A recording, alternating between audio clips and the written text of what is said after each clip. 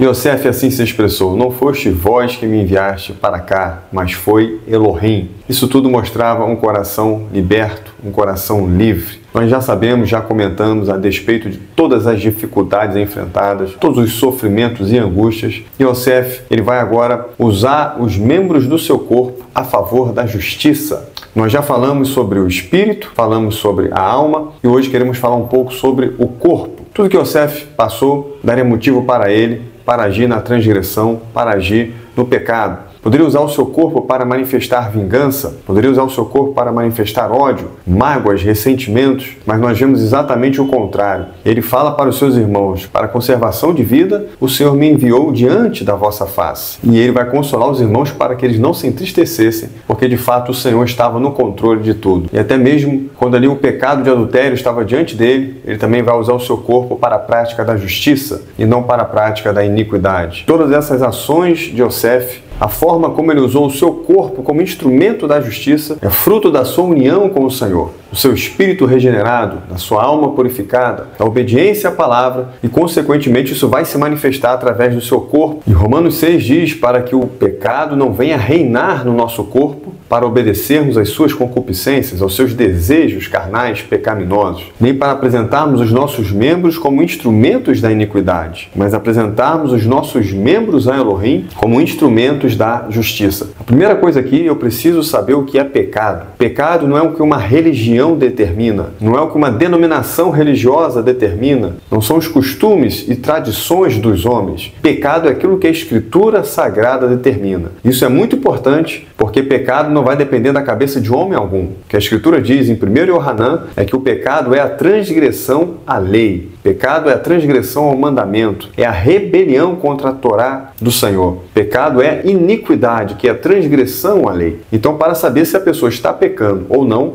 ela precisa conhecer a lei, precisa conhecer os mandamentos, aquilo que foi determinado pelo Senhor na sua palavra. O próprio Código Penal diz que não há crime sem lei anterior que o defina. Ninguém pode ser condenado se não há uma lei que o condene. Em Romanos 7, Shaul, ou Paulo, vai dizer: eu não conheci o pecado senão pela Torá, pela Constituição do Senhor, pela sua lei. Porque eu não conheceria o desejo pecaminoso se a Torá, se a instrução do Senhor não dissesse: não cobiçarás. Como a lei diz para não cobiçar, eu sei que a cobiça é um pecado. Então não vou agir em transgressão. Para o pecado não reinar em nosso corpo, nós precisamos atentar para aquilo que está ali em Romanos capítulo 6, versículo 6, quando diz: sabendo isto, que o nosso velho homem foi pendurado com o Senhor no madeiro, para que fosse desfeito o corpo do pecado, para não servirmos mais ao pecado. O velho homem é a velha natureza, é aquela parte do homem que é inclinada ao pecado, que é inclinada à desobediência. Nós herdamos esta natureza do velho Adão. Mas o texto diz: o velho homem foi pendurado no madeiro. Como o Senhor morreu no madeiro, nós morremos também com ele. Aqueles que creem nele morrem também com ele. E assim o corpo do pecado, ele é desfeito. Assim como quando nos unimos ao Senhor, em obediência a ele, nós formamos um só corpo com ele. Pertencemos ao corpo do Machia, do ungido. Assim, quando o homem pecou, ele se tornou um com Satã e formou o seu corpo, corpo do pecado. E para estar nesse corpo do pecado, basta nascer de Adão, ou seja, toda a humanidade descende de Adão. Toda a humanidade veio de Adão. Como consequência, vai herdar o pecado e essa inclinação natural para a desobediência, para a prática do pecado. Ainda em Romanos 7 diz que eu sei que na minha carne não habita bem algum,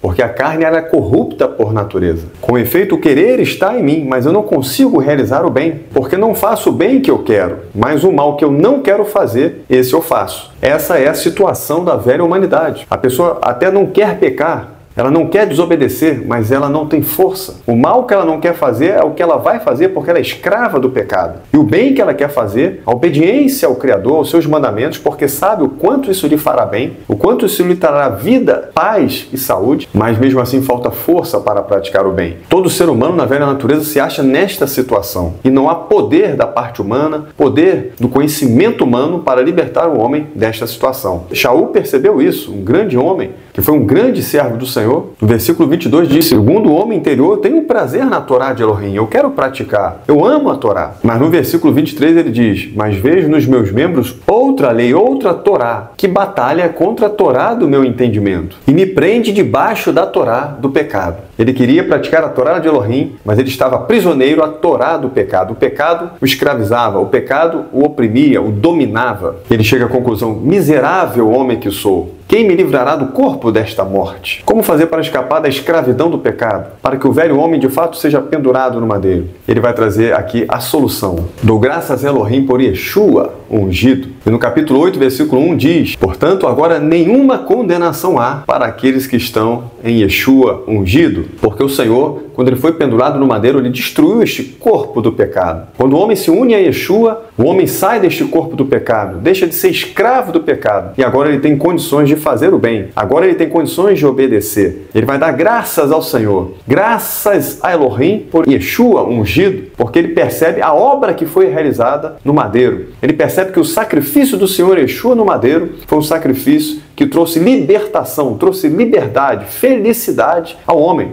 Que agora sim ele é livre porque está unido ao Senhor Yeshua. Antes ele achava que ele era livre, que ele fazia o que ele queria, mas na verdade ele era um escravo. O mal que eu não quero fazer, eu faço. E o bem que eu quero fazer, eu não consigo fazer o bem. Porque havia uma força dentro dele. Uma parte dele queria obedecer, queria praticar justiça. Outra parte queria desobedecer. E essa parte da desobediência é que prevalecia. Então ele vai agora ao encontro do Senhor. Ele se rende ao Senhor. Ele entra em aliança com o Senhor. Ele conhece a sua instrução, conhece a sua Torá e está disposto a praticá-la. E ele vai experimentando dia após dia esta liberdade. E ele chega à conclusão, no versículo 28, que todas as coisas contribuem para o bem daqueles que amam a Elohim. Foi o caso de Yosef, todo o seu sofrimento contribuiu para o bem dele, para o crescimento dele e principalmente para a sua aproximação do Criador. Ele vai concluir Romanos 8 dizendo que nem a morte, nem a vida, nem principados, nem potestades, nem altura, nem profundidade, nem alguma outra criatura poderá nos separar do amor de Elohim, que está no ungido nosso Senhor. Veja, queridos, que quando começamos o trabalho no Espírito, esse trabalho passa para a alma e, consequentemente, passa para o nosso corpo. Como diz Romanos 6, que possamos apresentar o nosso corpo como instrumento da justiça. E cuidando dessas três partes, espírito, alma e corpo, nós teremos nossas emoções equilibradas, seremos fortalecidos no nosso homem interior, teremos paz, alegria, felicidade, experimentaremos a presença do Senhor. Como diz ali Tessalonicenses, que o vosso espírito, alma e corpo sejam plenamente conservados, irrepreensíveis até o dia da sua vinda. Meu querido, que o Eterno te abençoe e te guarde.